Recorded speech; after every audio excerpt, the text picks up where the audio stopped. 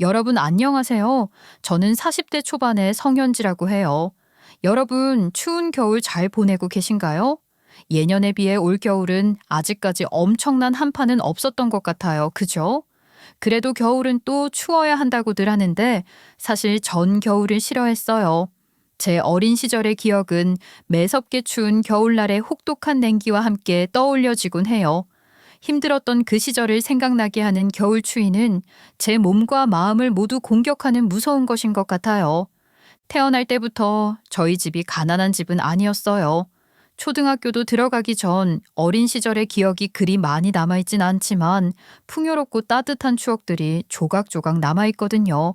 그 시절의 사진들도 꽤 많이 갖고 있는데 사진의 배경이 된 저희 집 풍경도 그렇고 여기저기 여행 다니며 찍은 사진들을 봐도 그렇고 저는 꽤 잘 사는 집에 태어나 사랑 듬뿍 받는 외동딸이었습니다.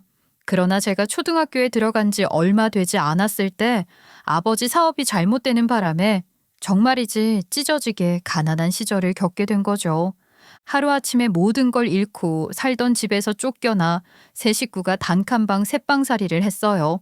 화장실도 주방도 없이 말 그대로 방 한 칸이었는데 집 밖에 있는 재래식 화장실에 가는 게 너무 무섭고 싫어서 물도 잘 안 마시려고 했던 기억도 나요. 그래도 그땐 가족이 함께 있었고 어린 저를 다독이고 챙겨주시는 엄마가 늘 제 옆에 계셨으니 그나마 괜찮았던 거예요. 현지야, 아빠가 돈 벌러 가야 해. 아빠가 빨리 돈을 많이 벌어야 우리 현지 옛날처럼 예쁜 옷도 사주고 맛있는 것도 먹이고 그러지. 가? 어딜 가? 어디 멀리 가지 말고 여기서 벌면 되잖아. 아빠한테 딱 맞는 좋은 일자리가 좀 멀리 있어서 어쩔 수가 없어. 그러니까 잠깐 동안만 큰 집에서 지내고 있으면 아빠가 얼른 돈 벌어서 올게. 큰 집? 싫어. 큰 집 오빠는 맨날 나 놀리고 괴롭히기만 하는데. 아이고, 그랬어. 아빠가 절대 그렇게 못하도록 해놓을 테니까 걱정 말고 가서 밥 잘 먹고 있어야 해. 알겠지? 엄마는? 엄만 나랑 같이 가는 거지? 그게 현지야. 큰 집에 엄마까지 신세 질 수가 없어서 엄마는 이모가 소개해준 집에서 지내야 해. 그래도 엄마는 멀리 가는 건 아니니까 주말엔 우리 현지 보러 갈 거야. 그러면 나도 이모가 소개해준 그 집에 데려가면 안 돼? 현지야, 미안해. 엄마도 어떻게든 엄마가 현지 옆에 있어줄 수 있는 방법을 찾고 싶은데 쉽지가 않네. 잠시 동안만 이렇게 지내는 거야, 응? 나중에야 안 사실이지만 엄마는 이모가 소개해준 집에 일을 해주러 들어가는 거였어요. 어린애가 있는 집에 입주 도우미 같은 걸로 말이에요. 친가, 외가 친척들 모두 힘들게 살았으니 아빠 사업이 잘 될 때는 아빠가 두루두루 많이 베푸셨던 걸로 알아요. 그러나 정작 저희 집이 그렇게 망하고 나니 도움을 받을 수 있는 게 너무 없었던 거죠. 저를 돌봐주실 할머니라도 계셨으면 좋았을 텐데 시골에 계시는 친할머니는 연세가 너무 많으신 데다 편찮으셨고 외할머니는 돌아가셨으니 저는 할머니 사랑도 잘 모르고 자랐던 거예요. 그렇게 식구들이 뿔뿔이 흩어지게 됐고 저는 큰 집으로 들어가 눈칫밥을 먹고 사는 생활을 시작했어요. 저를 놀려먹고 괴롭히던 사촌 오빠에 대한 걱정은 아무것도 아니라는 걸 금방 알게 됐답니다. 늘 인상을 한껏 찌푸리고 있는 큰아버지와 수다스러운 큰어머니가 저는 정말 무서웠어요. 조망만한 어린애 입 하나 더 늘었다고 이렇게 티가 나나? 아이 쌀이며 반찬이며 훅훅 줄어서 창을 더 자주 본다니까. 그렇다고 내가 뭐 받는 게 있긴 하나? 어휴, 애만 떠올렁 갖다 놓고 어쩜 이렇게 무심한지. 아니 둘 다 돈 벌러 갔다면서 왜 이래? 진짜 어떻게 이러는지 몰라. 난들 알아. 그렇게 벌어도 아직 갚아야 할 빚이 많다는데 빚이 얼마나 있는 건지도 모르고 죽을 때까지 일해도 못 갚는 건 아닌지. 에이, 거참. 큰아버지와 큰어머니는 제가 있거나 말거나 상관도 하지 않고 제 부모님에 대한 이야기를 함부로 하고 저 때문에 힘들다는 소리도 많이 하셨어요. 일부러 저 들으라고 하신 말씀일지도 모르죠. 먹는 걸로도 눈치를 엄청 주시더라고요. 밥그릇, 국그릇도 딱 자기 식구들 수만큼만 있다고. 저는 진짜 작은 그릇에 밥을 주셨는데 늘 배가 고팠어요. 제가 학교를 다닐 때만 해도 지금처럼 급식이 자리를 잡은 시기가 아니었으니 도시락도 싸가야 했는데 사촌 오빠 도시락과 제 도시락은 많이 달랐죠. 저는 늘 배가 고팠던 것 같아요. 제 방도 따로 없어서 그냥 거실에 이부자리 펴서 자고 식탁에서 공부하고 그랬는데 겨울에도 거실에는 보일러를 안 돌려주셔서 잘 때 정말 너무 추웠거든요. 외투를 입고 누워도 한기가 그대로 전해졌고 진짜 추운 날은 오들오들 떨어야 했을 정도였어요. 그 외투라는 것도 사촌 오빠한테 작아져서 제가 물려받은 것들로 누가 봐도 남자 옷인 걸 떠나 제게는 많이 크기도 한 낡은 것들이었어요. 학교에 입고 다니는 건 정말 부끄러웠지만 밤에 잘 때만큼은 그렇게 소중할 수가 없었답니다. 옷을 몇 겹이나 껴입어도 입을 수 있을 정도로 충분히 컸으니까요. 그렇게 껴입어도 춥더라고요. 오죽하면 손이 시려서 욕실에서 따뜻한 물을 틀어놓고 손을 녹이곤 했는데 그러나 큰어머니한테 들켜서 엄청 혼났던 적도 있어요. 더운 건 어떻게든 참겠는데 추운 건 정말 고통인 거예요. 큰 집에 살며 고생했던 이야기를 하려면 그 이야기만으로도 몇 시간을 할 수 있을 거예요. 그렇지만 좋은 이야기도 아니고 사실 제게는 떠올릴수록 힘든 잊고 싶은 이야기이기도 하니 이쯤에서 넣어두기로 할게요. 때로 인격적 모멸감까지 느끼며 힘들게 지내면서도 공부를 열심히 해야 한다는 생각을 했던 것 같아요. 제가 열심히 공부하고 성공해서 부모님께 효도하고 싶다고 말이에요. 그러나 현실은 그리 녹록한 게 아니었죠.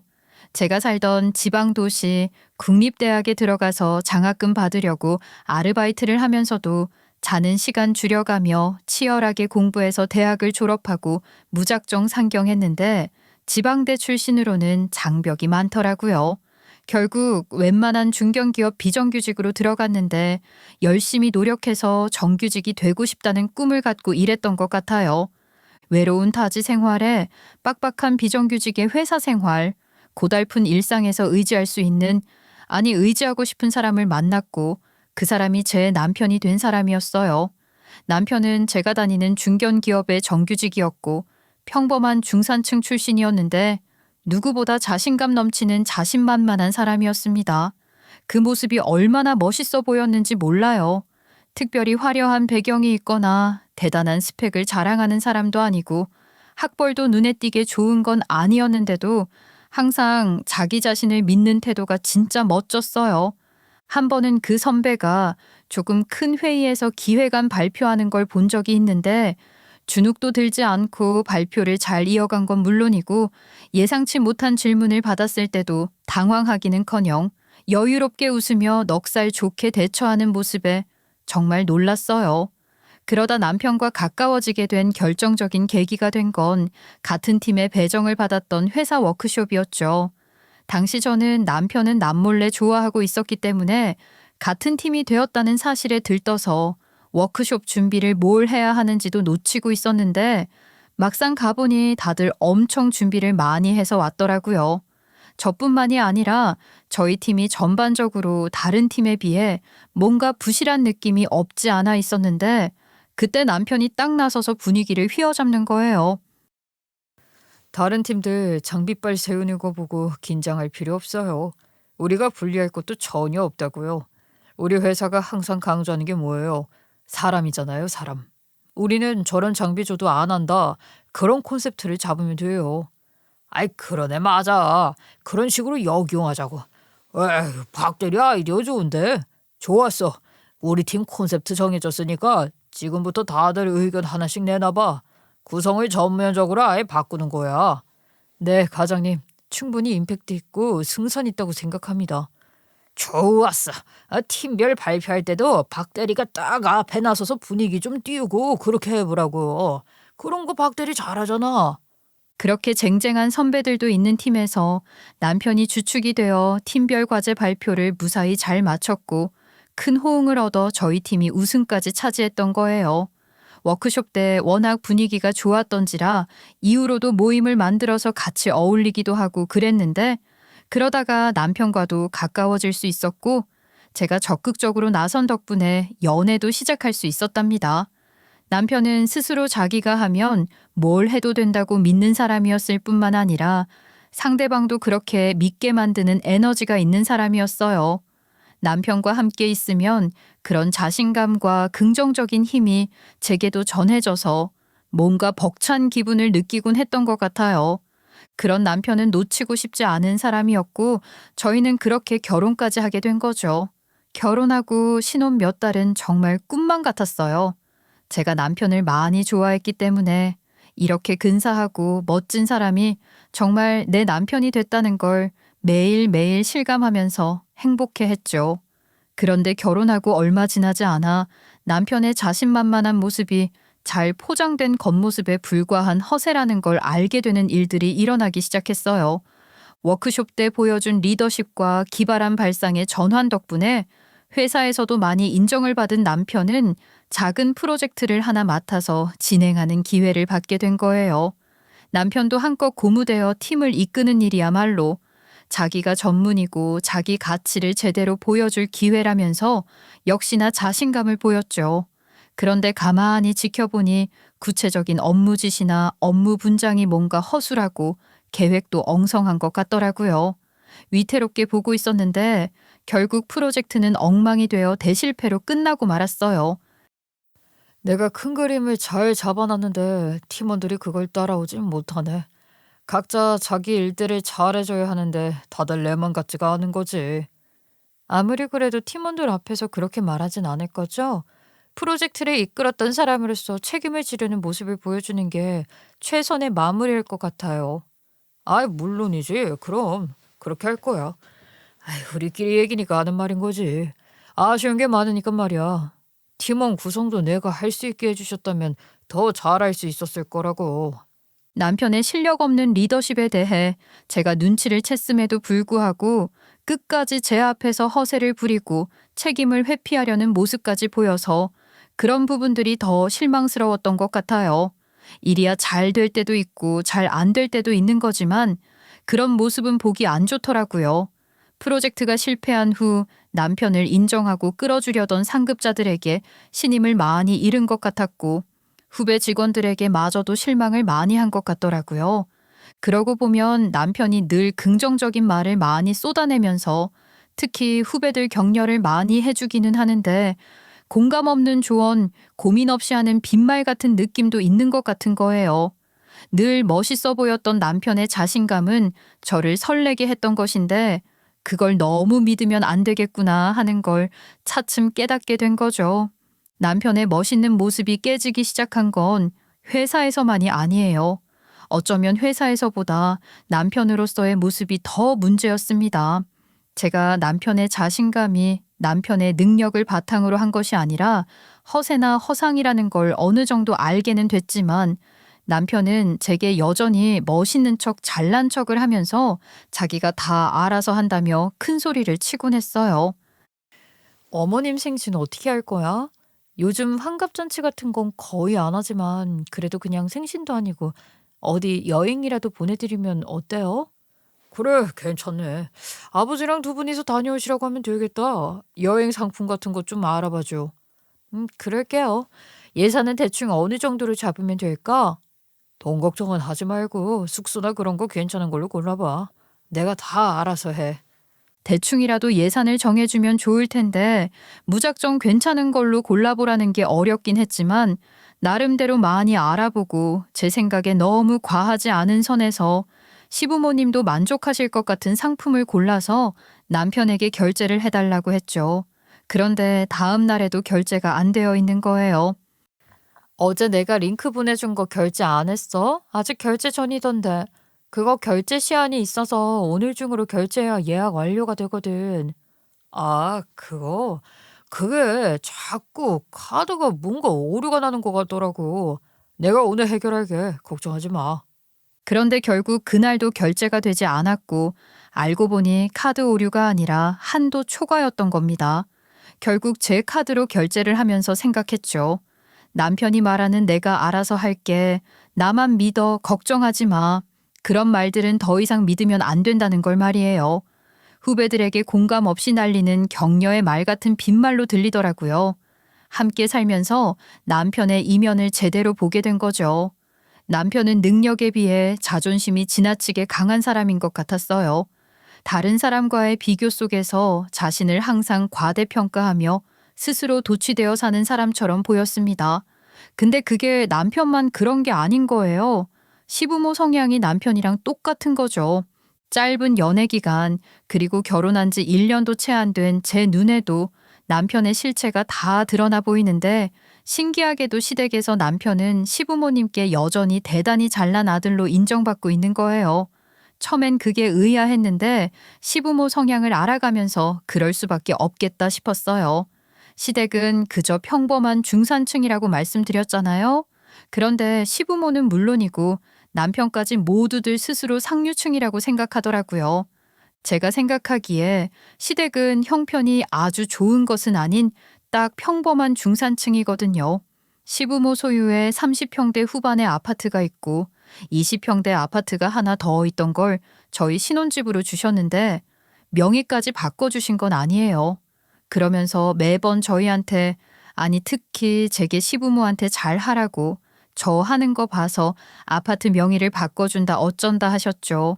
물론 이 정도만 해도 엄청나게 감사하는 일이라는 건 알아요. 사실 결혼할 때 저희 집안 형편도 그렇고 제가 정규직도 아닌 것 때문에 시댁에서 반대 아닌 반대가 있었던 것도 잘 알고 있으니까요. 그리고 집 사기 힘든 세상에 신혼집을 만들어 주실 수 있는 시부모가 있다는 건 정말 축복이라고 생각해요. 그런 마음으로 시부모에게도 늘 마음을 다하려고 했는데 자꾸만 이건 아닌데 싶은 모습들이 보이는 거죠. 대전 큰댁 이번에 막내 아들 결혼시키면서 살던 집 팔고 임대 아파트로 들어가셨잖니. 그러게 진작 우리처럼 준비를 해두셨어야지. 아유, 진짜 인생 실패한 거지 뭐야. 그러게나 말이야. 늙어서 임대 아파트 살면서 몇 푼 되지도 않은 국민연금으로 살아야 하는 인생이 그게 뭐냐고. 아이고, 아무리 내 형님이지만 한심해. 너희들도 새겨들어라. 다 가졌다고 자만하지 말란 말이야. 사람이 항시 아래를 볼 줄 알아야 해. 그렇지.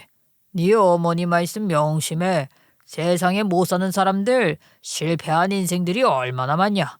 너희들이 높은 위치에 있다고 해서 그런 삶은 너희들이랑 상관없다고 생각하면 안 된다. 못 가진 사람들 무시하지 말고 말이다. 그래, 아버지가 참 좋은 말씀하시네. 너희 처가가 경제적으로 어렵다고 무시하고 그러면 안 된다. 며느라기 너도 그런 걸로 기죽지 말고 자신감을 가져. 너 이렇게 시집 잘 온 것도 네 능력 있고 보관이냐. 뭔가 대단한 덕담처럼 하시면서 은근히 저와 저희 친정을 무시하는 말을 섞어서 하기도 하셨지만 그것과 별개로 시부모님이 입버릇처럼 하시는 말씀, 다 가졌다고 자만하지 말고 아래를 보고 살라는 말씀 말이에요. 얼핏 들으면 맞는 말씀이고 좋은 말씀 같기도 하지만 아래만 볼 게 아니라 위로도 좀 볼 줄 알아야 하는 거 아닌가요? 진짜 상류사회가 따로 있다는 걸 모르는 것처럼 자기들이 상류층인 것처럼 말씀하시는 게 들을수록 불편했어요.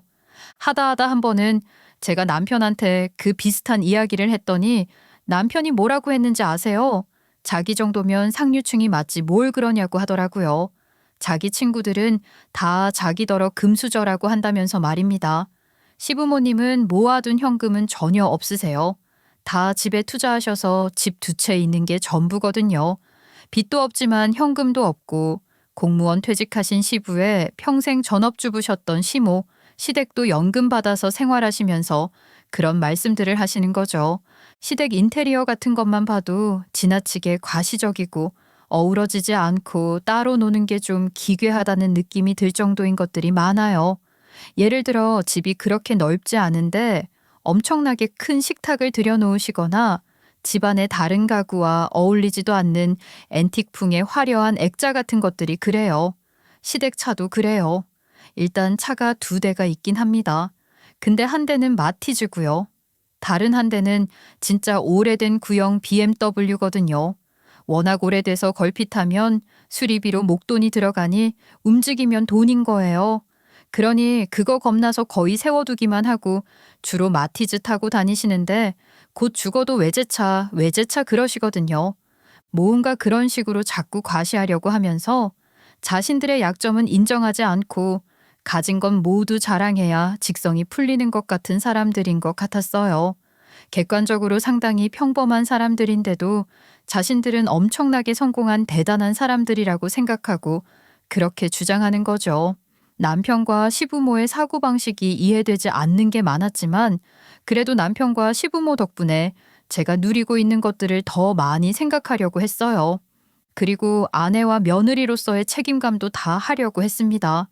그리고 결혼 후 안정감을 느껴서 그런 것인지 회사에서의 일도 좋은 성과를 내기 시작했어요. 사실 비정규직이라는 한계 때문에 중요한 프로젝트나 장기 프로젝트에서는 늘 제외되곤 했었는데 좋은 기회에 그토록 바라던 프로젝트 팀에 참여를 하게 됐고 진짜 열심히 했거든요. 덕분에 팀장님께도 제 공을 인정받기도 해서 얼마나 좋았는지 몰라요. 나 오늘 팀장한테 칭찬 엄청 받았어. 다음 프로젝트도 같이 하고 싶다고 하시고 또 다음엔 더 중요한 일을 맡겨도 좋겠다고 하시던데 이거 진짜 특급 칭찬 아니야? 그러네. 그 정도면 잘 봐주신 거지. 열심히 하더니 인정도 받고 축하해. 그지? 나 인정받은 거 맞지? 모처럼 뭔가 성취감을 느낄 수 있는 일을 해보니까 달라 보이는 게 많은 것 같아. 나 정말 더 열심히 하려고요. 그렇다고 너무 들떠있지는 말고. 그런다고 당장 정규직 전환이 되는 것도 아니고. 그게 쉬운 게 아니라는 건 잘 알지 않아? 괜히 기대만 키우면 실망도 더 커지잖아. 물론 남편 말도 맞아요. 그렇지만 조금 더 같이 즐거워해 주길 바랐는데 축하한다는 말 한마디 후에는 죄다 들뜬 저를 주저앉히는 말만 해서 서운하기도 했어요. 그 말들이 진심으로 저를 걱정해서 하는 말인지 아니면 제가 성장하는 것이 불편한 건지 헷갈릴 정도여서 혼란스럽기도 했거든요.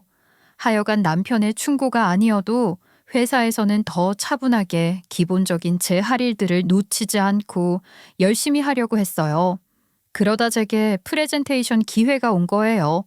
제 기획안이 괜찮은 것 같다고 발표를 한번 해보면 어떻겠냐고 하시더라고요. 기회를 주시는 건데 내가 해봐도 되겠지? 기획안이 좋은 평가를 받은 것만 해도 좋은데 직접 발표할 수 있다니까 너무 좋은 거야. 글쎄, 좋은 기회는 맞지만 그만큼 리스크도 있다는 건 알지? 프레젠테이션이 그게 쉬운 게 아니거든. 실수라도 하면 쌓아놓은 점수 깎아먹을 수도 있고 말이야.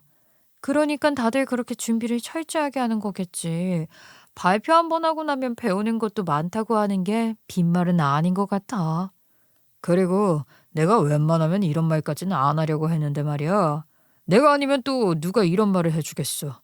비정규직이 너무 그렇게 나대면 안 좋게 보는 사람들도 많아져. 주제 넘어 보인다고. 그러니까 너무 튀려고 하지 마.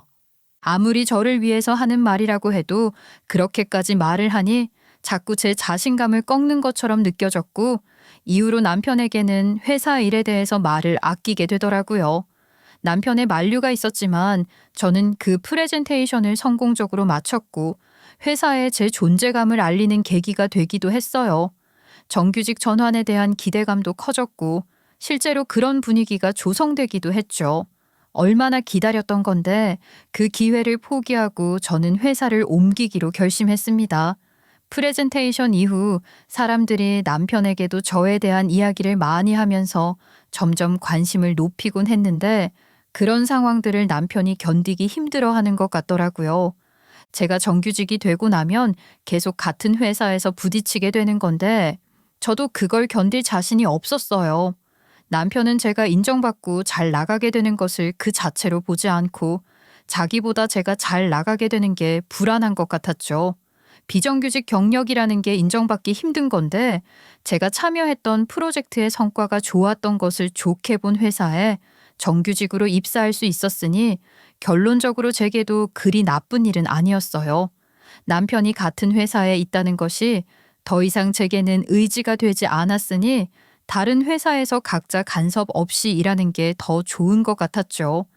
제가 회사를 옮기게 됐을 때도 남편은 옮긴 회사에서는 정규직 전환에 대한 압박도 없을 테니 그렇게 너무 욕심 부리지 말고 적당히 하라고 하더라고요. 그 말을 들으면서 회사 옮기기로 한 결정은 잘 한 일이라고 생각했습니다.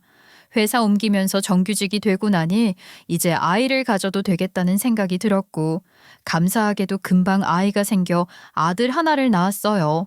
아이를 낳고 엄마가 되니 그야말로 또 다른 세상이 열리는 것 같았죠. 제게 모든 것을 의지하는 작고 소중한 생명체가 있다는 건 정말 형용할 수 없게 벅찬 기분이더라고요. 그런 아들이 걸음마를 시작하고 한두 마디 말을 하기 시작하면서 아들에게 남편은 정말 큰 사람이 되어가는 것 같았어요. 남편이 아들에게 잘하기도 했거든요. 시댁도 가족적인 분위기니까 남편도 그런 부분에서는 자연스럽고 당연하게 아이에게 좋은 아빠가 되고 싶어 했고, 또 노력도 하는 모습을 보여줬죠. 어린 아들의 눈에는 그런 아빠가 얼마나 멋있게 보였겠어요. 못하는 게 없는 만능 아빠. 세상에서, 아니 우주에서 제일 멋있는 사람이라며 좋아하는 거예요. 제가 처음 남편에게 반했던 것처럼 아들도 아빠를 너무 좋아하고 따라는 겁니다. 아들이 너무나 좋아하는 아빠를 지켜주기 위해 남편의 실수나 부족한 부분을 덮어주고 경우에 따라서는 내가 뒤집어 쓰기도 하며 체면을 지켜줬어요. 아빠는 뭐든지 할 수 있는 사람으로 만들어주고 싶었거든요. 저희 세 식구가 처음으로 캠핑을 가게 됐던 날의 이야기를 잠깐 해드릴게요. 남편의 아주 야심차게 캠핑 여행 계획을 세우더라고요. 사실 저는 애가 좋아할지 어떨지도 모르는 거고, 그래서 일단 장비들을 빌려서 한번 다녀와 보고 이후로 하나씩 장비도 장만하고 그러자고 했는데, 남편은 그럴 수 없다며 또 무리해서 그 비싼 장비들을 다 사들이는 거예요. 결국은 다 카드 빚이라 그리 탐탁 차났지만 아들이랑 좋은 시간 보낼 생각에 들떠있는 모습을 보니 그건 그렇게 용서가 되는 것 같았어요. 그리고 캠핑장에 도착했을 때 한껏 뛰어다니며 좋아하는 아들을 보니 저도 너무 좋았죠.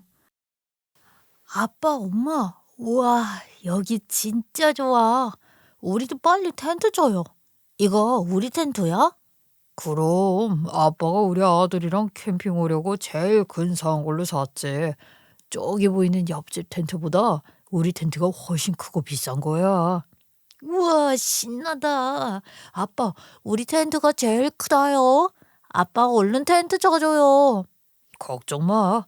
아빠가 텐트 금방 쳐줄 테니까 우리 아들은 아빠 응원하면서 놀고 있어. 알았지? 남편이 자신만만 호언장담을 하길래 전 그때까지도 남편이 텐트를 칠 줄 아는 줄 알았어요. 남편의 걱정하지 말라는 말을 믿으면 안 된다는 걸 까맣게 잊고 말이에요. 그런데 아니나 다를까 남편은 아들 앞에서도 허세를 부린 것이고, 그 비싼 돈을 주고 텐트를 사놓고 설명서 한번 제대로 안 읽고 온 거 있죠? 텐트는 또 좀 큰 걸로 샀어야죠. 덩치도 크고 부품도 한 두 가지가 아니니 꺼내놓고 나니 자기도 막막해서 당황하는 모습이 역력한 거예요. 아니 어떻게 애 데리고 오면서 설명서 한번 미리 읽어볼 생각을 안 한 거야. 아니, 무슨 자신감이야? 당신 이런 거 내가 몰랐던 것도 아니지만 애한테까지 허세를 부릴 줄은 몰랐네.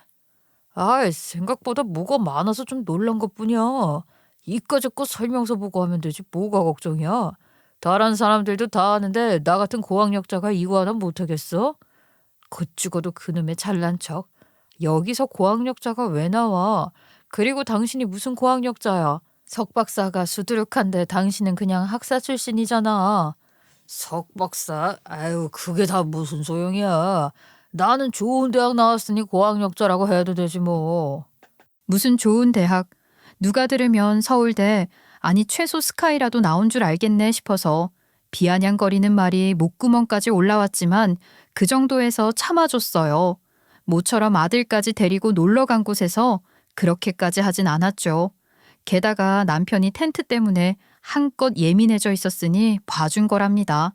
그리고 결국 텐트 치는 것도 제가 설명서 보고 파악해서 겨우 완성했거든요. 큰 소리만 칠 줄 알지 실속은 없는 저희 남편, 설명서도 제대로 볼 줄 몰라서 결국은 제가 나선 거였어요. 그렇게 텐트가 제 모습을 갖춰가기 시작하니 남편은 들떠서는 큰 소리로 아들을 부르더라고요. 아들, 아빠가 텐트 다 해놨으니까 얼른 이리 들어와 봐. 진짜? 우와, 텐트, 우리 텐트 진짜 좋다. 우리 텐트가 제일 커. 그럼 아빠가 뭐랬어. 우리 텐트가 제일 멋질 거라고 했지. 진짜 최고. 이거 아빠가 다 한 거야? 나랑 놀려고?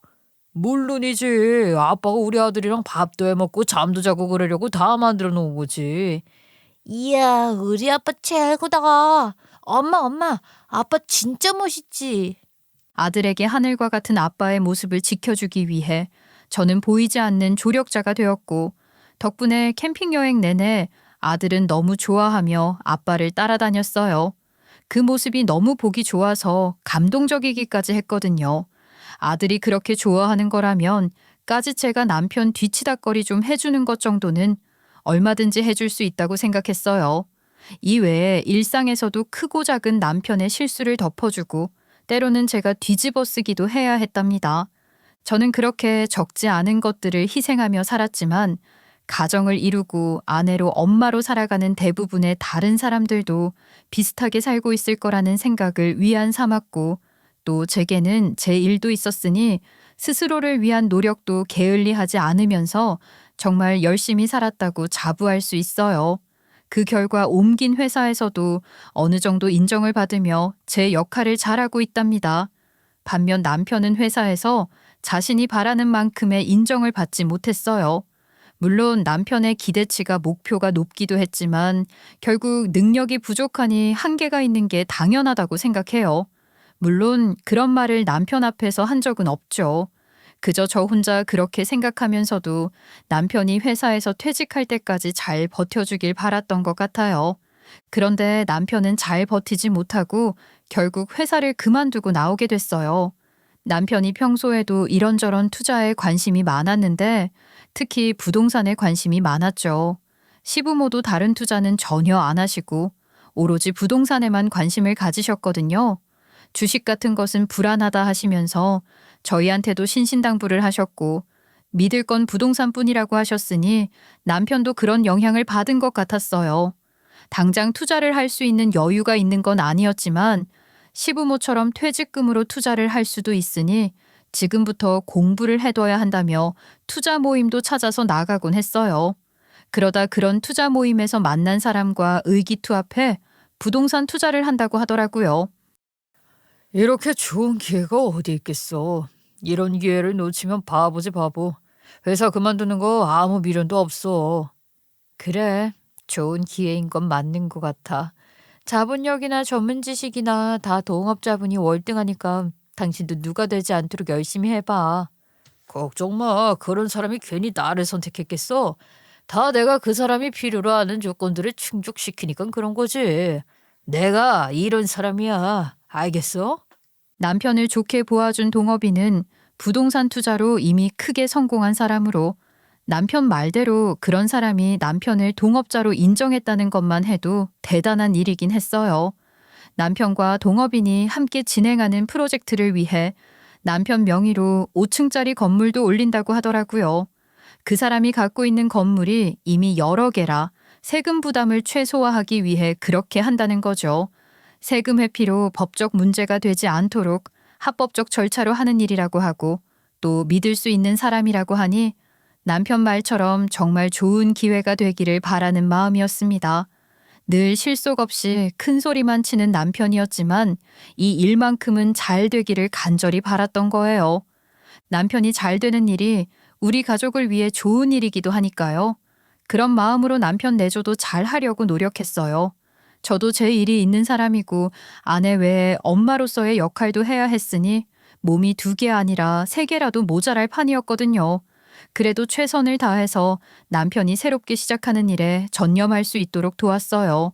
드디어 남편의 5층짜리 건물이 다 올라가게 됐고 그것을 기념하기 위해 저희끼리 조촐한 완공식도 계획했죠.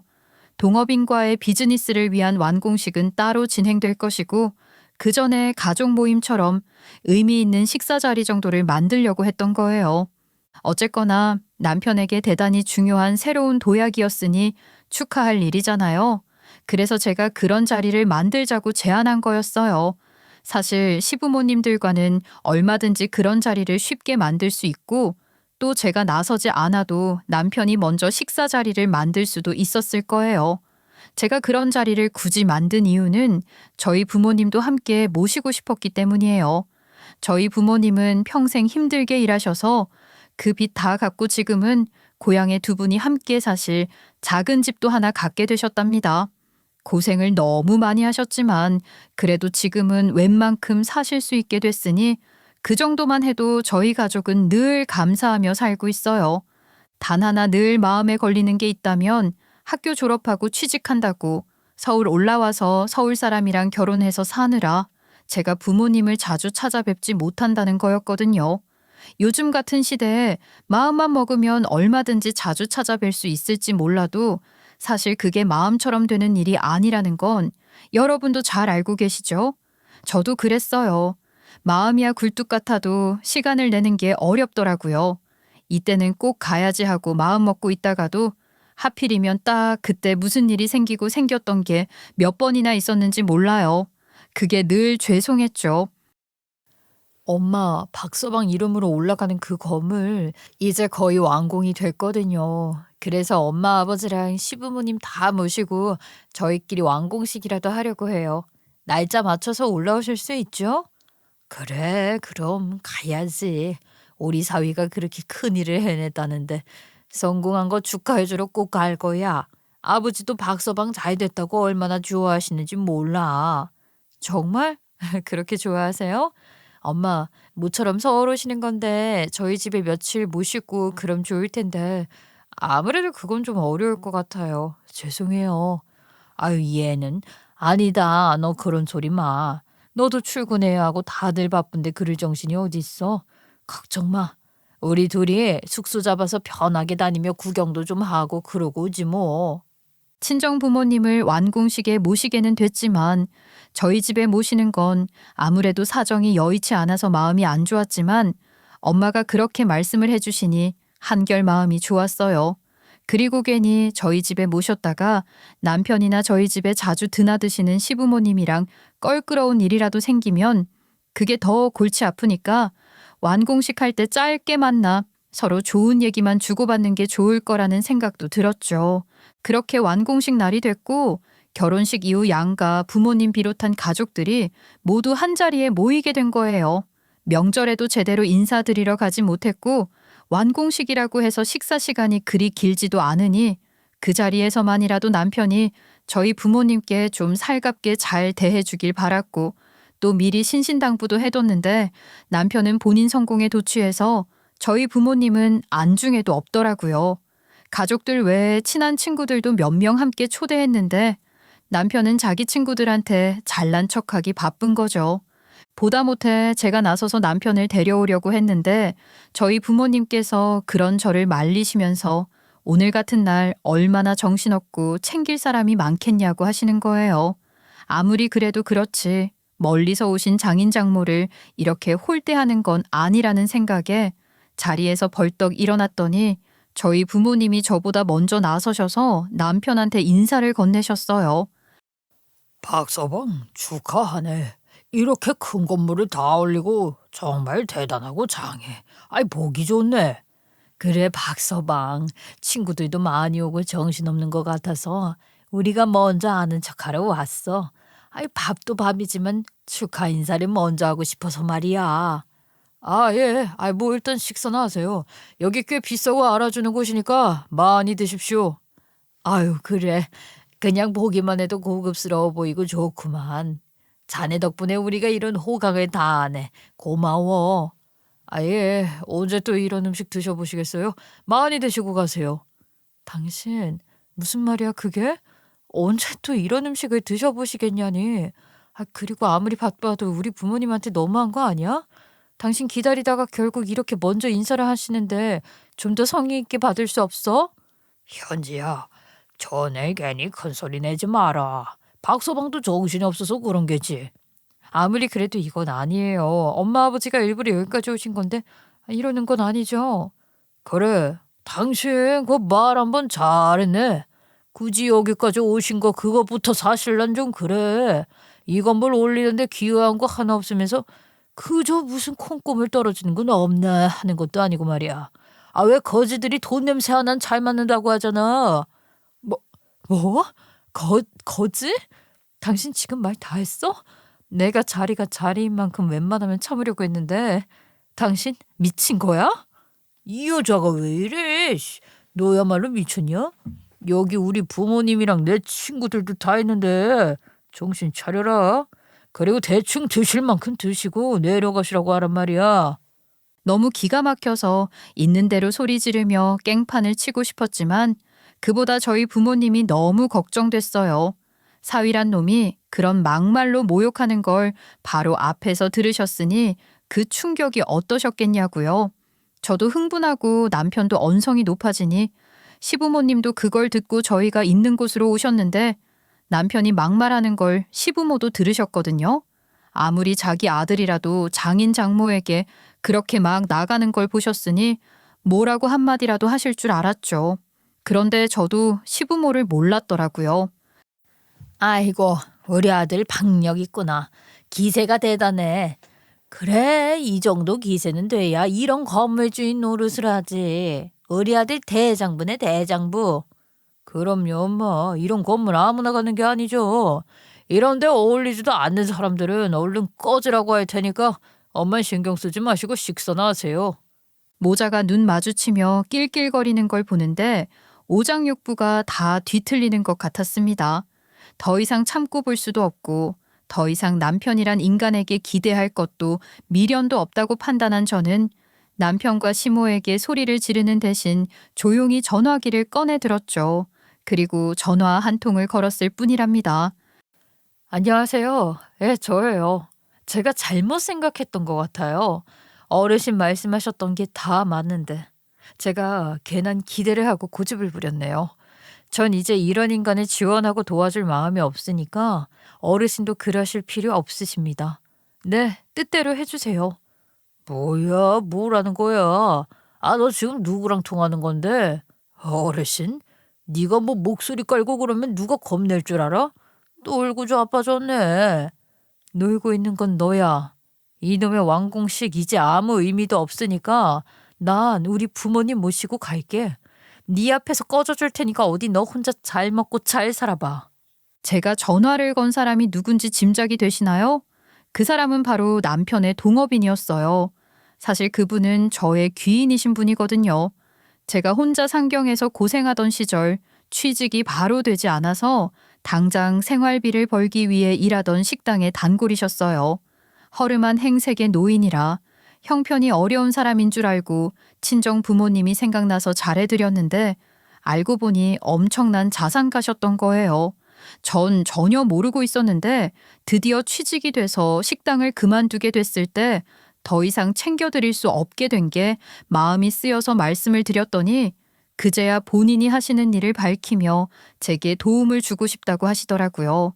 당시 저는 계약직이지만 취직도 했고 제 힘으로 뭔가를 이뤄가고 싶다는 포부가 가득했기에 말씀만으로도 고맙다며 거절의 의사를 밝혔어요. 그게 저의 자존심이었던 것 같아요.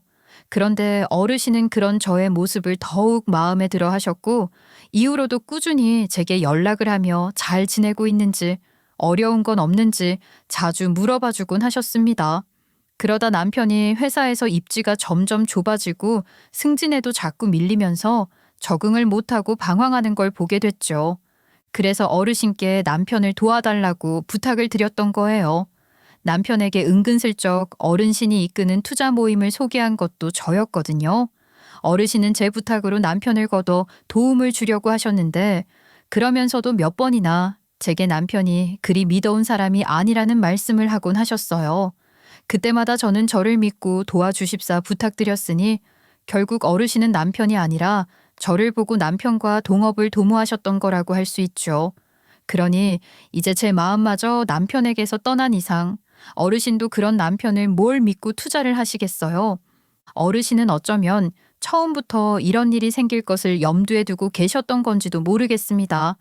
남편 명의로 건물을 올리면서 나름의 안전장치를 다 해두셨더라고요. 어르신은 남편에게 동업을 그만둘 것을 통보하셨고 진행 중인 프로젝트에서도 다 손을 떼라고 하신 거죠. 그러니 남편은 난리가 났지 않겠어요? 이게 다 무슨 일이야? 그러니까 그분이 당신이 알던 분이고 당신 부탁으로 나를 도와주셨다 이거야? 아무리 그렇다고 이제 와서 모든 걸 백지화하라니 그럼 나는 어쩌라는 거야? 뭘 어째 낙동강 오리알 되는 거지. 뭐 더 설명해 줄까? 그걸 지금 말이라고 해? 내가 그 꼴 당하면 당신이 좋을 게 뭐야?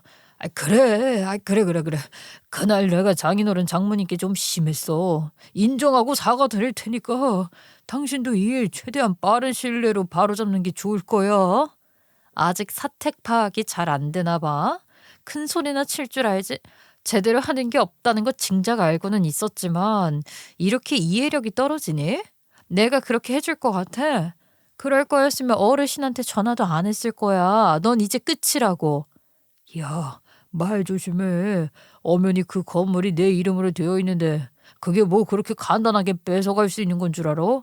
네가 계속 이런 식으로 나오면 나 너랑 못 살아. 기가 막혀서. 누가 너랑 살고 싶대? 살아달라고 매달려? 이혼? 그거 내가 먼저 하려던 말이야. 이거 왜 이래? 남편은 저한테 대충 사과하면 일을 되돌릴 수 있을 거라고 생각하는 것 같았고, 제가 그럴 마음이 없어 보이니 이혼이 무슨 큰 담보나 되는 것처럼 저를 협박하려고 드는 거예요. 그리고 그때까지만 해도 그 건물을 지킬 수 있을 거라고 생각하는 것 같더라고요. 그렇게 어리석을 수가 없는 겁니다. 건물을 올리는데 들어간 모든 자금이 어르신의 투자였다는 명백한 증거들이 있었고, 어르신께서 이미 법적으로 만들어두신 안전장치들이 있었기에 남편의 자존감을 하늘 끝까지 올려놓은 그 5층짜리 건물의 명의는 아무런 문제 없이 다시 어르신께로 돌아갈 수 있었어요.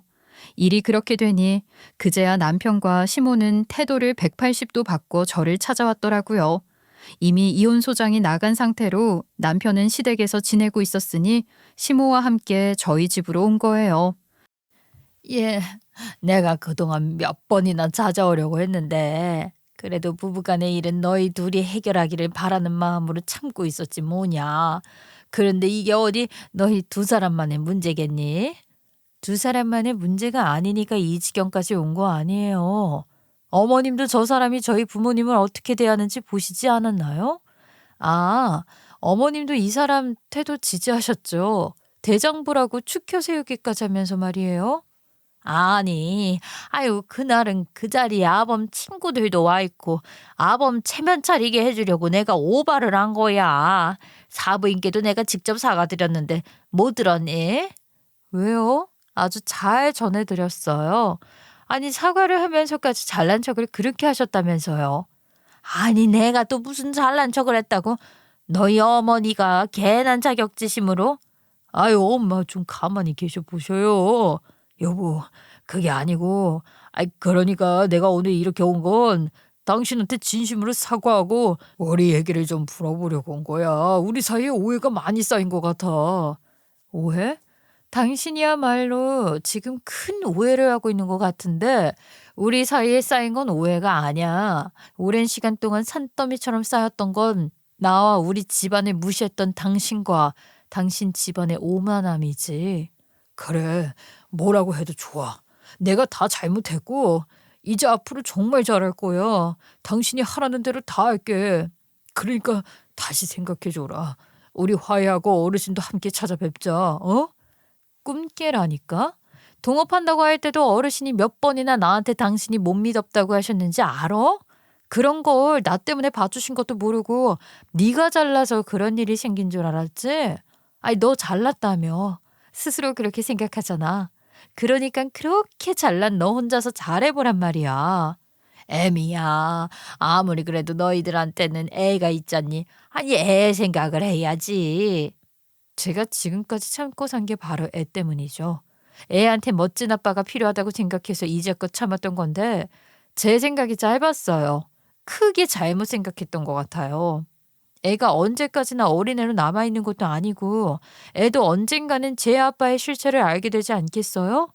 지가 그렇게 좋아했던 아빠의 모습이 허상이라는 걸 알게 되면 애도 충격이 클 거라고요.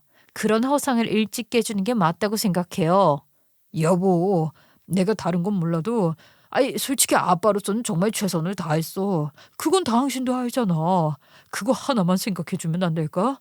나 정말 잘할게. 아니, 당신은 이미 너무 많은 기회를 잃었어. 우리 부모님한테 최소한의 예의만 갖췄어도 내가 그놈의 잘난 척 조금 더 참아줬을지도 모르지. 그렇지만 이제 더 이상의 기회는 없어. 곧 애올 시간이니까 좀 꺼져줄래? 여기는 뭐 얻어먹을 것도 없는데 더 있을 이유도 없잖아. 사실 아닌 게 아니라 마지막까지 걸렸던 건 아들이었어요.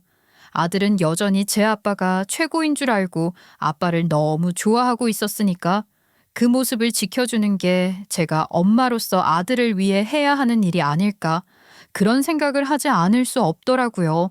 그런데 그런 제 아들도 남편의 실체를 알게 될 날이 그리 머지않았다 싶었어요. 요즘 애들이 눈치가 좀 빠른가요? 하루가 다르게 쑥쑥 크는 아들이 속이 깊어지는 것도 시간 문제잖아요. 아빠의 허상을 점점 더 키우면 키울수록 진실을 알게 됐을 때의 충격이 더 클 거라는 생각을 하니 그건 아니다 싶었습니다. 그렇다고 언제까지나 제가 그 모습을 지켜주기 위해 희생할 수도 없고 또 그런다고 지켜질 수 있는 것도 아니니까요. 그러니 아들을 위해서라도 더 이상 남편을 봐주면 안 된다는 생각을 하게 된 거예요. 저는 남편과의 이혼 소송을 예정대로 진행했고 다른 걸 다 떠나서 저희 부모님께 기본적인 예의도 갖추지 않은 것만으로도 이혼 조건이 성립된다고 하더라고요. 기타 결혼 유지를 위해 제가 희생하고 노력했던 것들도 최선을 다해 소명한 결과 저는 바라던 이혼을 할 수 있게 됐습니다. 진짜 치사한 게 저희가 살던 집이 여전히 시부모 소유였거든요. 그걸 갖고 남편과 시부모는 재산 분할도 제대로 못 받을 텐데 어지간하면 참고 살라고 끝까지 회유를 했어요. 기가 막혀서. 제가 그깟 재산 분할 때문에 이혼을 포기할 거라고 생각하는 게 어이가 없었죠. 가짜는 시댁의 재산 자랑도 지긋지긋했는데 오히려 그놈의 재산 분할 안 받고 말겠다고 당당하게 맞섰고 위자료를 조금 많이 받으며 이혼했어요. 그깟집 필요 없다고 큰 소리 탕탕 치면서 말이에요. 저는 지금 친정 부모님과 함께 지내고 있어요. 부모님께서 저 때문에 고향집을 처분하고 서울로 오셨거든요. 서울 외곽에 작은 집 하나 만들어서 아들 데리고 살고 있답니다. 내 식구 살기에 좁은 듯해도 그 덕분에 오히려 더 오붓하게 지낼 수 있으니 좋다고 생각하려고요. 물론 시절이 달라지긴 했지만 제가 어린 시절 큰 집에서 고생했던 걸 생각하면 사랑 듬뿍 받으며 자라는 제 아들에게도 행복한 어린 시절로 추억되리라 생각해요. 그 어르신의 도움을 좀 받지 그랬냐고 하시는 분들도 많으신데 어르신을 처음 뵀을 때나 지금이나 제가 제 자존심을 지키는 방법은 같아요. 저는 제 능력으로 제가 이룰 수 있는 것들을 누리며 살고 싶거든요. 남편의 평강공주 노릇을 그만두고 그 어르신의 도움을 받으며 살고 싶은 생각은 없어요. 제 자신의 행복과 자립을 추구하며 살 거랍니다. 행복한 엄마의 모습을 보여주는 것이 아들에게도 좋을 거라고 생각해요. 남편의 자존심을 위해 제 꿈이나 행복을 포기하는 어리석은 삶에서 빠져나와 저와 아들의 행복을 최우선으로 하는 삶을 살고 있는 지금 저는 누구보다도 행복한 사람이에요. 제 미래는 제 자신에게 달려있는 거니까 더 열심히 노력하며 살 거예요. 여러분, 이런 저를 응원해 주실 거죠? 잘했다 하는 말도 듣고 싶고 앞으로 더 잘할 거라는 말도 듣고 싶어요. 제 이야기를 끝까지 들어주셔서 너무너무 감사드리고요. 마지막으로 응원의 말씀 한마디도 부탁드릴게요. 감사합니다.